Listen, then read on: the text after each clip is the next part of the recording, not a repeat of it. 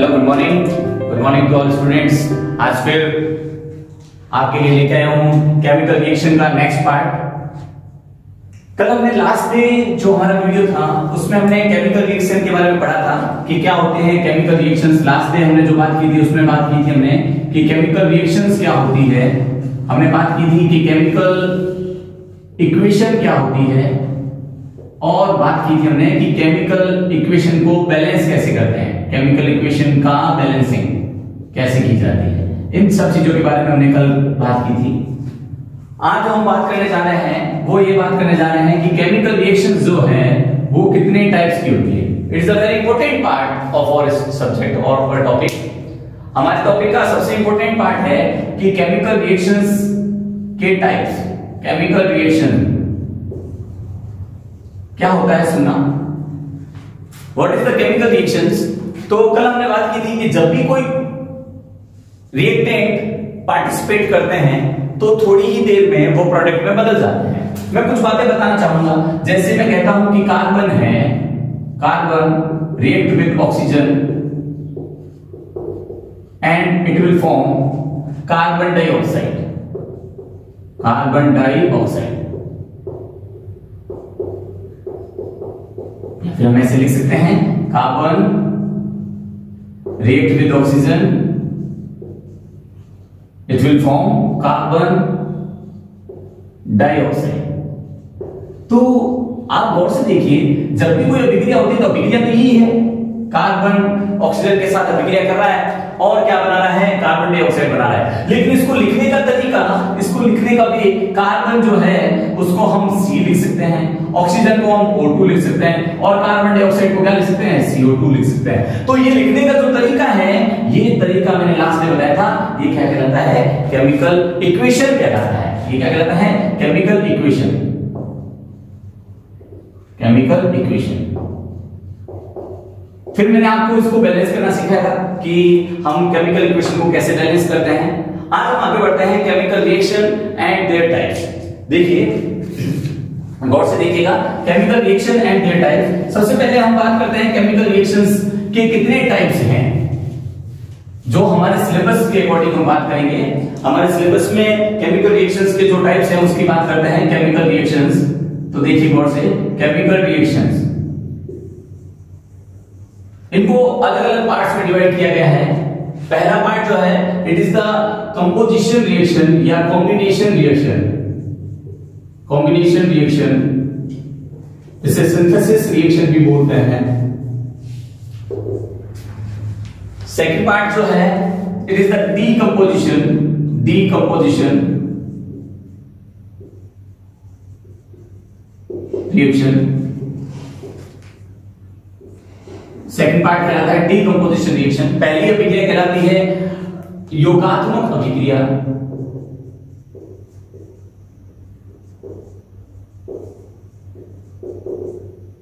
दूसरी जो रिएक्शन है वो कहलाती है अपघटन अभिक्रिया। तीसरी जो रिएक्शन कहलाती है, this is displacement reaction. Displacement reaction, इसे बोलते हैं विस्थापन अभिक्रिया।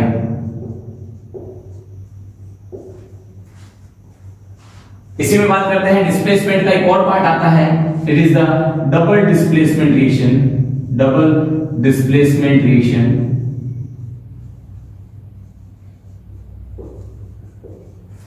डबल डिस्प्लेसमेंट, इसे द्विविस्थापन अभिक्रिया बोलते हैं। द्विविस्थापन अभिक्रिया। जितने भी वीडियोस हम अपलोड करते हैं वो सभी वीडियोस द्वय लैंग्वेज में अपलोड करते हैं, जिससे हिंदी और इंग्लिश मीडियम दोनों स्टूडेंट्स आसानी से इसे रीड कर सके। द्विविस्थापन अभिक्रिया। उसके बाद बात करते हैं द्विविस्थापन अभिक्रिया के बाद slow and fast reaction. It means तीव्र व मंद गति की अभिक्रियाएं। इसी क्रम में हम बात करेंगे और that is the oxidation and reduction reaction. Oxidation and reduction reaction, इसे बोलते हैं ऑक्सीकरण व अपचयन अभिक्रियाएं।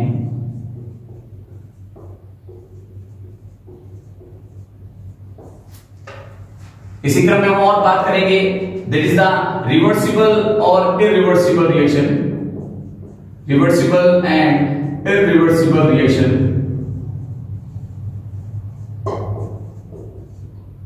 इसे बोलते हैं उत्क्रमणीय व अनुत्क्रमणीय विक्रियाएं।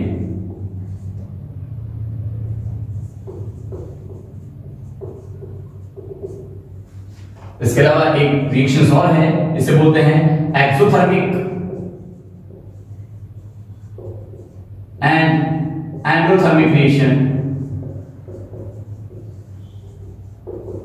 इसे बोलते हैं ऊष्माशोषी एवं ऊष्माक्षेपीय विक्रियाएं। और last one it is neutralization reaction, means उदासीनीकरण विक्रियाएं।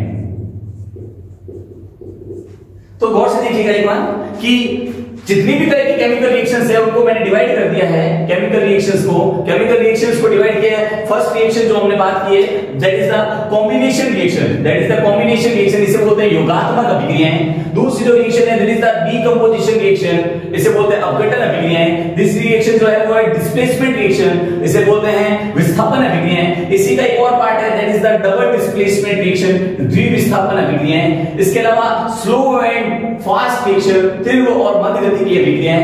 इसके अलावा हम बात करेंगे ऑक्सीडेशन एंड रिडक्शन रिएक्शन, ऑक्सीकरण और अपचयन अभिक्रियाएं। स्टार लगा दीजिए इस पर, ये रिएक्शंस हमारे सिलेबस में सबसे इंपॉर्टेंट मानी जाएगी।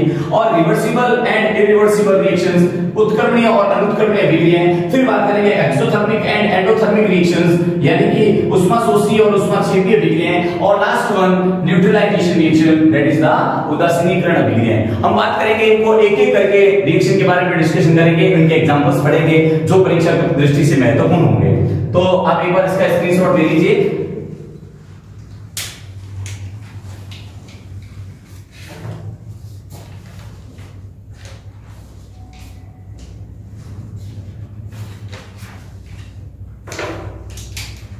होप्सो आपने इसका स्क्रीनशॉट लिया होगा। सबसे पहले हम जो बात करने जा रहे हैं that is the combination reaction.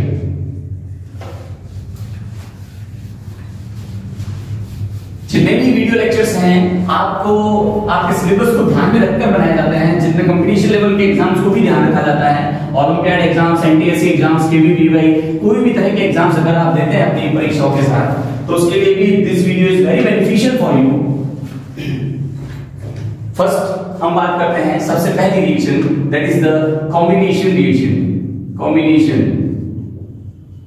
Combination कह सकते हैं, इसे एडिशन बोल सकते हैं।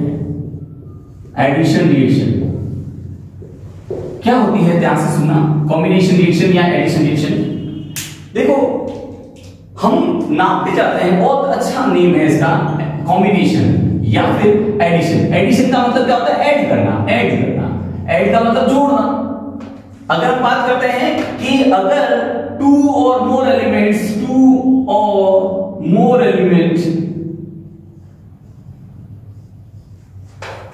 combine together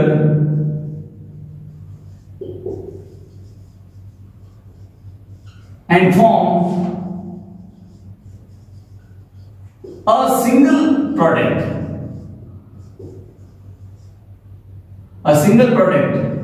this reaction is called combination reaction. Important बात यहां पर क्या आती है, सिंगल प्रोडक्ट। यहां जो सबसे इंपॉर्टेंट बात है वो है सिंगल प्रोडक्ट। टू और मोर एलिमेंट हो सकते हैं, यहां कंपाउंड भी हो सकते हैं। टू और मोर एलिमेंट या कंपाउंड्स कंबाइन टुगेदर, ये दो या दो से अधिक कंपाउंड आपस में जुड़े, दो या दो से अधिक तत्व आपस में जुड़े और एक नया यौगिक बनाए, तो ये अभिक्रिया क्या कहलाती है, कॉम्बिनेशन रिएक्शन कहलाती है। हमने क्या कहा, दो होने चाहिए, यानी minimum two elements like carbon react with oxygen and form CO2। और से देखिएगा, कार्बन एक एलिमेंट है, ऑक्सीजन एक एलिमेंट है एंड फॉर्म CO2। तो गौर से देखो, एक और एक दो एलिमेंट हो गए, दोनों एलिमेंट जुड़ करके एक सिंगल प्रोडक्ट बना रहे हैं। This reaction is called combination reaction या एडिशन रिएक्शन। अगर हम बात करते हैं कॉम्बिनेशन रिएक्शन की, H2 + O2 फॉर्म H2O। हम बात करते हैं अगर ऐसी कोई भी रिएक्शन आती है हमारे पास Mg plus O2 equal to MgO, अगर ऐसी रिएक्शंस कहीं पे भी देखने को मिलती है, ये सारी की सारी रिएक्शंस क्या कहलाती है? एडिशन रिएक्शन कहलाती है। कुल मिला के हमें बात क्या ध्यान रखनी है, इसमें टू और मोर कंपाउंड्स या टू और मोर एलिमेंट आपस में जुड़ेंगे और फॉर्म करेंगे किसका? एक सिंगल एलिमेंट का। अगर एक सिंगल एलिमेंट बनता है तो ऐसी अभिक्रियाएं क्या कहलाती है? कॉम्बिनेशन या एडिशन रिएक्शन कहलाती है। जल्दी से राइट डाउन कीजिए।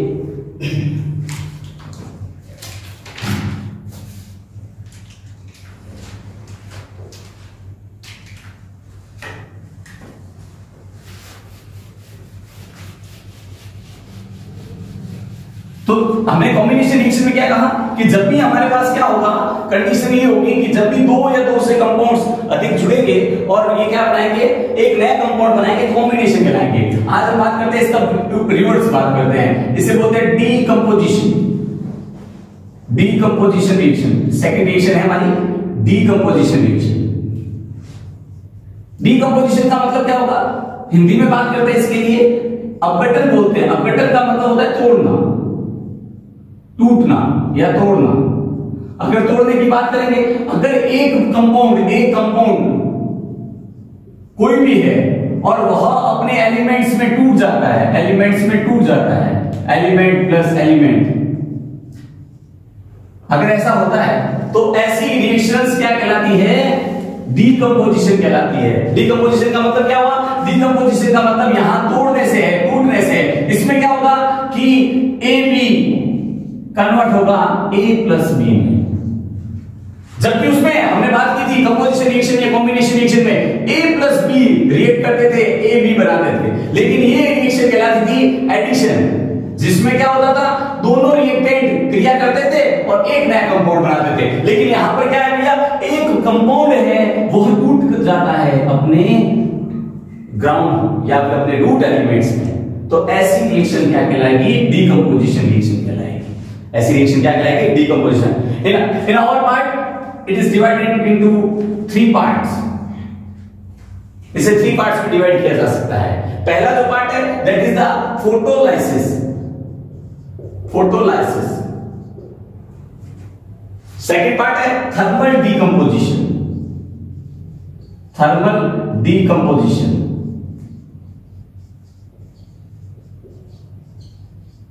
और थर्ड जो पार्ट है that is the photolysis, thermal decomposition, and last part आता है हमारा इलेक्ट्रोलाइसिस।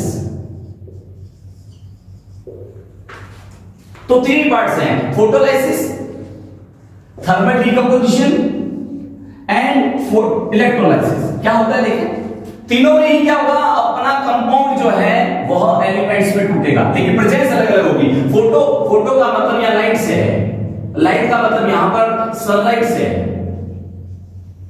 जब भी ऐसा होता है कि कोई ऐसी रिएक्शन जिसमें अपना कंपाउंड जो है वह अपने अवयवी तत्वों में टूटे, लेकिन उसमें आवश्यकता किसकी हो? सनलाइट की।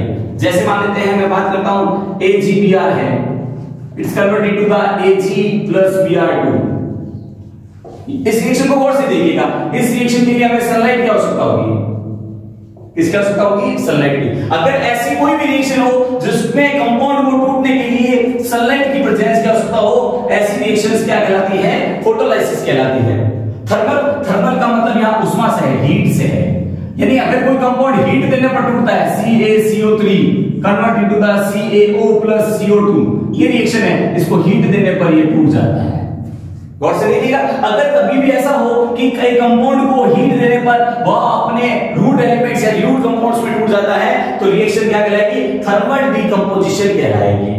लास्ट पार्ट आती है इलेक्ट्रोलाइसिस। इलेक्ट्रोलाइसिस का मतलब समझ गए होंगे। इलेक्ट्रोलाइसिस का मतलब होता है अगर कोई कंपाउंड इलेक्ट्रिक करंट देने पर अपने अवयवी तत्वों में या यौगिकों में टूटता है, ऐसी रिएक्शन क्या कहलाती है? इलेक्ट्रोलाइसिस कहलाती है। तो 3 टाइप्स की रिएक्शंस हो गई हमारे पास। पहली रिएक्शन की बात की हमने फोटोलाइसिस, दूसरी थर्मल डीकंपोजिशन और तीसरी इलेक्ट्रोलाइसिस। फोटोलाइसिस सनलाइट के माध्यम से कंपाउंड का टूटना। अगर बात करते हैं थर्मल, हीट देने पर कंपाउंड का टूटना। अगर बात करते हैं इलेक्ट्रोलाइसिस, तो इलेक्ट्रिक करंट देने पर कंपाउंड का टूटना। अगर ऐसी रिएक्शन होती है, तीनों में हो रहा क्या है? टूटने का काम, तोड़ने का काम हो रहा है, तो रिएक्शन क्या है? डिकम्पोजिशन। तो फिर बात करते हैं decomposition reaction at that reaction where a compound are divided into their root elements. Compounds are divided into their root elements. This reaction is called decomposition reaction, and it is divided into further three parts: photolysis, thermal electrolysis, decomposition and electrolysis. तो photolysis में sunlight, thermal में heat and electrolysis में electric current. फटाफट note कीजिए, जल्दी से note कीजिए। अगर आपको अच्छा लग रहा है तो हमारे चैनल को the IT pocket like, subscribe and share कीजिए। जल्दी से नोट कीजिए।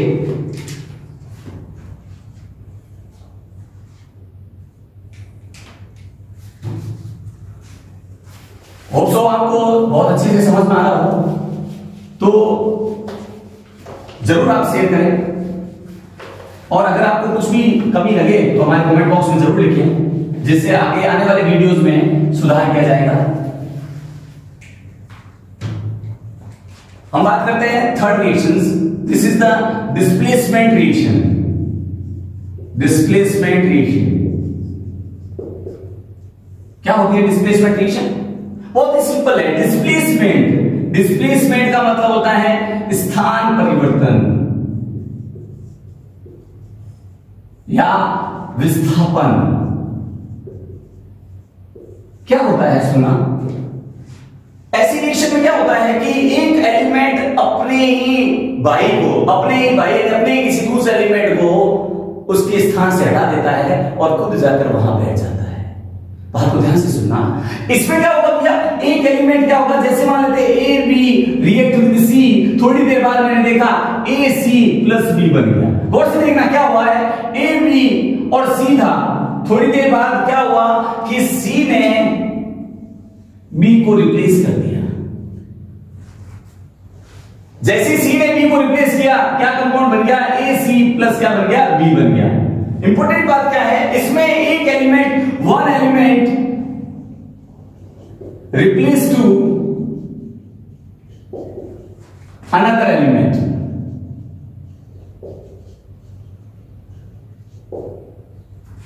On the basis of their reactivity. बहुत इंपॉर्टेंट बात यहां पर आ जाती है रिएक्टिविटी पे। एक एलिमेंट जो है ये सी, ये बी को रिप्लेस कर रहा है। ध्यान से देखना, अगर ये सी बी को रिप्लेस कर रहा है, इसका मतलब क्या है? सी जो है वो मोर रिएक्टिव है और बी इसकी कंपैरिजन में लीस्ट रिएक्टिव है। जैसे मैं बात करता हूं CuSO4 react with Zn, it will form ZnSO4 plus Cu। और से देखना इस रिएक्शन में क्या हुआ है, यहां एक Cu एलिमेंट है और यहां एक कौन सा एलिमेंट है? Zn। Cu एलिमेंट जो है वो Zn एलिमेंट के द्वारा रिप्लेस हो गया। Zn ने यहां जाकर Cu को भगा दिया है, यहां खुद जाकर बैठ गया। ZnSO4 और Cu को क्या कर दिया गया? हटा दिया गया। इसका मतलब क्या हुआ? Zn इज मोर रिएक्टिव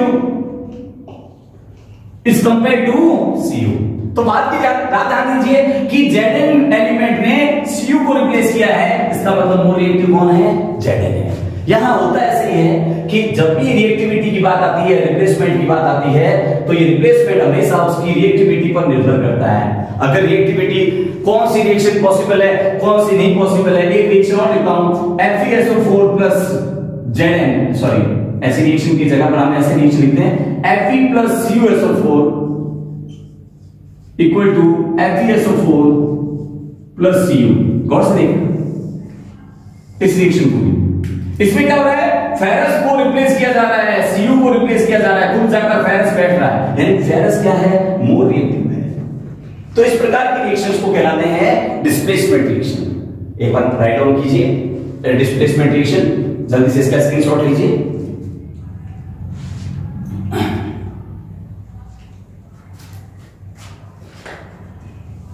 अगर आप अपनी बुक्स को देखेंगे तो उसमें आपको एलिमेंट्स के रिएक्टिविटी ऑर्डर्स मिल जाएंगे। हाइड्रोजन को उसमें आइडियल मानते हैं, हाइड्रोजन से ऊपर वाले एलिमेंट हाइड्रोजन से ज्यादा क्रियाशील होते हैं और जो हाइड्रोजन से नीचे होते हैं वो उससे कम क्रियाशील होते हैं। डिस्प्लेसमेंट के बाद बात करते हैं, इसी का एक और सेकंड पार्ट आता है, फोर्थ रिएक्शन बात करते हैं double displacement. Double displacement.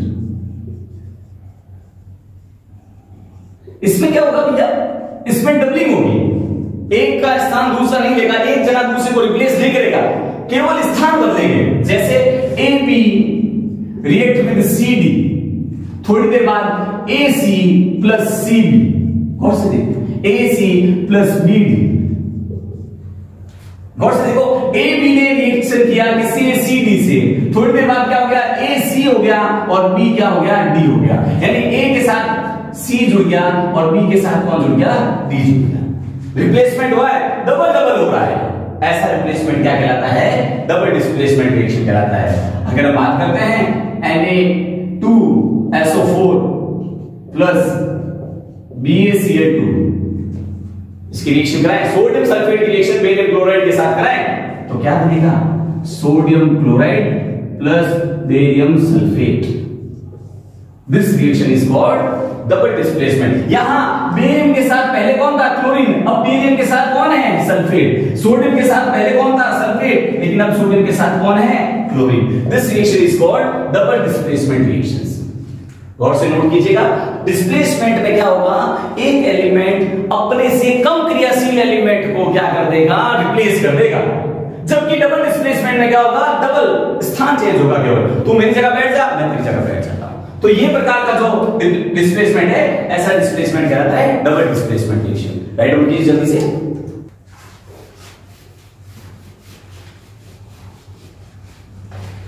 Double displacement की बात करते हैं, slow and fast reactions. Slow and fast reaction क्या होती है, स्लो एंड फास्ट रिएक्शन नाम से है, ऐसी रिएक्शन जो स्लो होती है उन्हें स्लो रिएक्शन बोलेंगे, और ऐसी रिएक्शन जो फास्ट होती है उन्हें क्या बोलेंगे, फास्ट रिएक्शन कहते हैं। हिंदी में बोलते हैं मंद और तीव्र गति की अभिक्रियाएं, मंद एवं तीव्र गति की अभिक्रियाएं।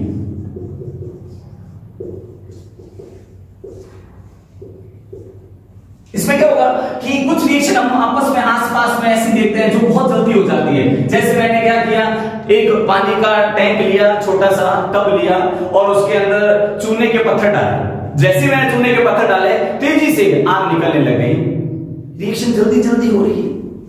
कुछ रिएक्शन ऐसी होती है, जैसे मैं एक लोहे का टब लेता हूं और उसके अंदर एक लोहे की छड़ डालता हूं, एक पानी का टब लेता हूं जिसमें लोहे की छड़ डालता हूं। जैसे ही मैं लोहे की छड़ को उसके अंदर एंटर करता हूं, मैं देखता हूं हाथों हाथ उसमें जंग लग जाती है। क्या ऐसा होता है? नहीं होता। क्या होता है? लोहे की जंग लगने में थोड़ा समय लगता है। कुछ रिएक्शन ऐसी होती है जिनको होने में समय लगता है और कुछ रिएक्शन ऐसी होती है जिनको होने में समय नहीं लगता है। तो जिनमें समय लगता है वो मंद गति की अभिक्रियाएं कहलाती है, यानी स्लो स्टडी कहलाती है, स्लो रिएक्शन कहलाती है। और जो बहुत जल्दी से कंप्लीट हो जाती है इसे क्या कहते हैं? फास्ट रिएक्शन कहते हैं। जैसे मैं बात करता हूं, अगर हमारे पास कोई स्ट्रॉन्ग बेस कोई स्ट्रॉन्ग एसिड के साथ जुड़ जाए, strong acid HCl, strong base NaOH, अगर प्रबल अम्ल और प्रबल क्षार की जो अभिक्रिया होती है एक सेकंड में खत्म हो जाती है, NaCl प्लस वाटर बन जाता है, एक साल्ट बन जाता है और क्या बन जाता है? वाटर बन जाता है। तो इस रिएक्शन को गौर से देखें। इस रिएक्शन में क्या हुआ? एक बेस है जो कि क्या है? स्ट्रॉन्ग है, और एक एसिड है वो भी क्या है? स्ट्रॉन्ग है। Strong acid and strong base, इन दोनों की जो रिएक्शंस है वो क्या बना देती है? साल्ट बना देती है। बहुत फास्ट रिएक्शन होती है। एक बहुत व्यवहार का एग्जांपल लेता हूं मैं आपके सामने। अगर मैं व्यवहार के एग्जांपल की बात करूं तो फोटोसिंथेसिस जो रिएक्शन होती है it is also fast reaction. Photosynthesis जिसके द्वारा प्लांट्स जो होते हैं अपना भोजन बनाते हैं, यह भी बहुत फास्ट रिएक्शन होती है। इसका जो टी हाफ होता है वो 10⁻12 सेकंड होता है। इसका मीन्स क्या है? T half. यहां टी हाफ मैंने वर्ड यूज किया है, इसे बोलते हैं अर्ध आयुकाल, half life time. Half life time का मतलब होता है किसी भी रिएक्शन को, जैसे मान लेते हैं मैंने एक ये लिया, एक ये लिया, थोड़ी देर बाद देखा ये भी आधा बचा, ये भी आधा बचा, जितनी देर में ये आधा बचता है इसे बोलते हैं उसका हाफ टाइम। तो फोटोसिंथेसिस रिएक्शन जो होती है उसका हाफ टाइम 10⁻12 सेकंड होता है। So we can say that it is also a fast reaction. Fast reaction के एग्जांपल्स दिए मैंने। स्ट्रॉन्ग बेस स्ट्रॉन्ग एसिड के साथ रिएक्शन करता है और साल्ट बनाता है। इसी प्रकार एक फोटोसिंथेसिस है, यह इसका टी हाफ बहुत कम होता है। इसमें भी क्या होता है? 10⁻12 सेकंड में ही क्या बन जाता है?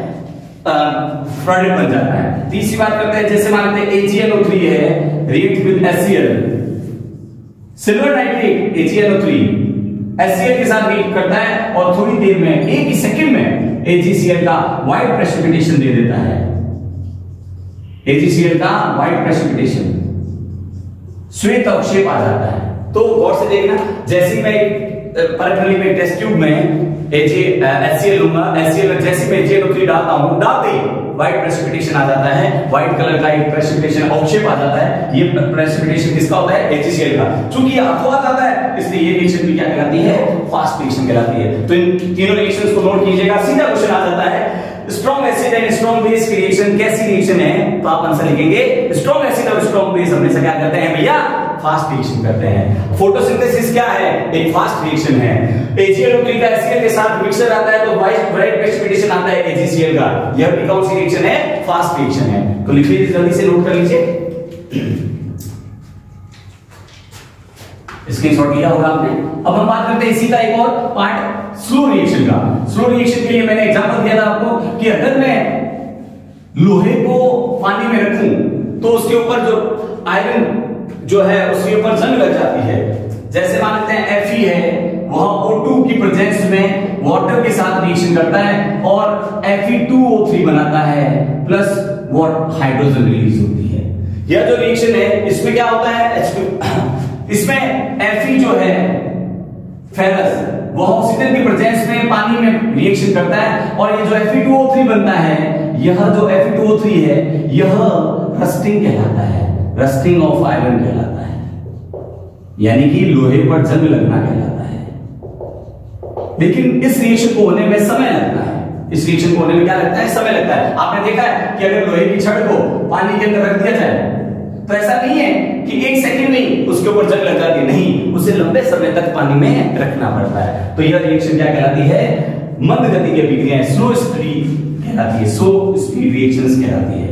ऐसे ही एक और एग्जांपल लेता हूं मैं, अगर मैं एसिटिक एसिड CH3COH इसकी रिएक्शन एथेनॉल से कराएं, C2H5OH से कराएं, एसिटिक एसिड की रिएक्शन एथेनॉल से कराएं तो क्या बनता है? एस्टर बनता है, CH3C2H5 एस्टर बन जाता है। एस्टर का निर्माण एस्टरिफिकेशन कहलाता है, एस्टरिफिकेशन।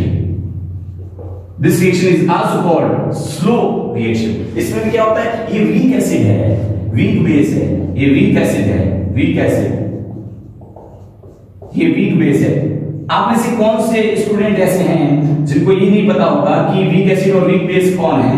तो कोई दिक्कत नहीं है, मैं आपको भी बताऊंगा। वीक एसिड और वीक बेस है, ये दोनों रिएक्शन करके एस्टर का फॉर्मेशन करते हैं। It is also a slow speed reaction. तो वीक एसिड के बारे में बात करते हैं। यहां देखिए एक बार, वीक एसिड, वीक एसिड और दूसरा पार्ट है स्ट्रॉन्ग एसिड। क्या होते हैं? आपको एसिड की डेफिनेशन पता है। एसिड वे होते हैं जो रासायनिक अभिक्रियाओं में H+ आयन देते हैं, जलीय विलयन में H+ आयन देते हैं, दैट इज कॉल्ड एसिड। एक सिंपल डेफिनेशन की बात करता हूं, जो जलीय विलयन में एक्वस सॉल्यूशन में H+ आयन देते हैं उन्हें एसिड्स बोलते हैं। और अगर वो जल्दी देते हैं तो इसे स्ट्रॉन्ग एसिड, और अगर धीरे धीरे देते हैं तो इसे क्या कहेंगे? Weak acid. वीक एसिड वे होते हैं जो अपना H+ धीरे से त्यागते हैं, धीरे धीरे त्यागते हैं, आराम से त्यागते हैं, जल्दी से नहीं त्यागते। स्ट्रॉन्ग एसिड वे होते हैं जो एक सेकंड में ही अपना H+ जलीय आयन को दे देते हैं, ऐसे कहलाते हैं स्ट्रॉन्ग एसिड। ऐसे ही अगर हम बात करते हैं वीक बेस, वीक बेस और वीक एसिड, तो क्या होगा? वीक बेस वे होंगे जिनको OH- आयन त्यागने में ज्यादा समय लगेगा, OH- आयन त्यागने में ज्यादा समय लगेगा। और वीक स्ट्रॉन्ग बेस क्या होते हैं? जो आसानी से OH+ आयन त्याग देते हैं, जो आसानी से OH+ आयन त्याग देते हैं उन्हें स्ट्रॉन्ग बेस, और जो धीरे धीरे त्यागते हैं उन्हें वीक बेस कहते हैं। तो यहां तक आपको जरूर समझ में आया होगा स्लो एंड फास्ट रिएक्शन। जरूर से इसका स्क्रीनशॉट लीजिए।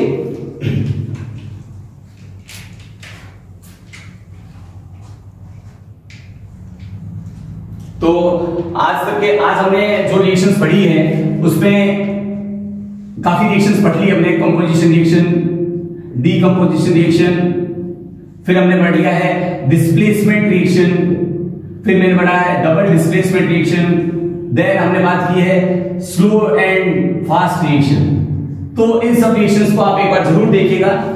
अगले वीडियो में हम फिर आगे की रिएक्शंस को लेके आएंगे और उसके बाद हम पार्ट स्टार्ट करेंगे रिएक्शन के बाद कैटलिस्ट का। तो होप सो आपको आज वाला लेक्चर जरूर समझ में आया होगा और जरूर से चैनल को लाइक, सब्सक्राइब और शेयर करें। Thank you.